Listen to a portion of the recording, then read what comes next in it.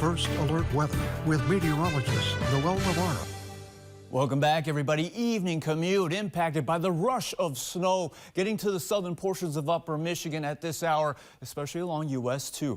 Around the way from Nema Junction to Manistee. So we were focused on the northern half of the region along the M28 corridor, now getting down towards the southern UP to deal with the snowy hazards like we're seeing on US 41 in Negaunee at this moment. 25 degrees, a dew point of 23, and north winds gusting over 17 or gusting at 17 miles per hour. Much higher winds, but drier on Escanaba at this time on the Escanaba roads. Northeast of the river on US 41, you got a gust up to 29 miles per hour. I've seen 63 over in Houghton County Memorial Airport. So we've got some winds and snow to watch out for, not just for tonight, but through Wednesday as we show you your winter weather threats. So there could be heavy bursts of snow. It could accumulate quickly on roads when they were just dry about, what, say 10, 15 minutes ago. Watch out for poor visibility. It could be cut below a quarter of a mile because that snow is going to be blown around by these gusty winds. It's not going to be extreme cold. It's going to be snow and windy hazards to watch out for in upper Michigan. You can't rule out some isolated power outages as well. Your current alerts effective now.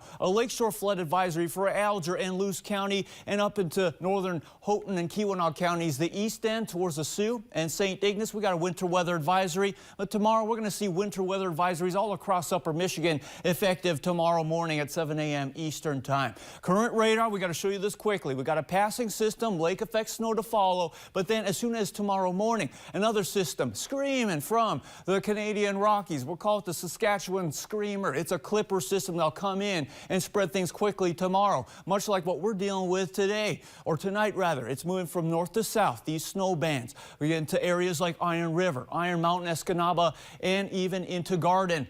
That village of Garden around 8:30 p.m. Eastern time.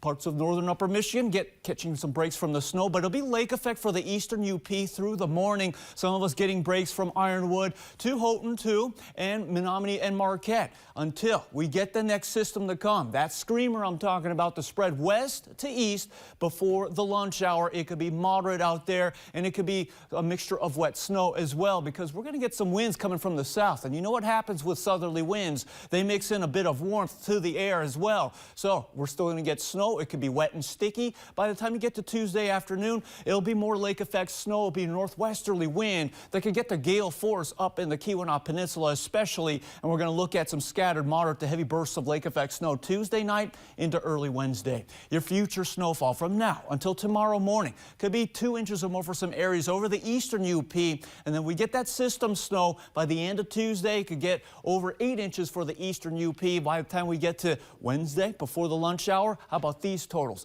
that could exceed a foot for Newberry and parts of eastern upper Michigan. Even high terrain could get over half a foot like the Hurons.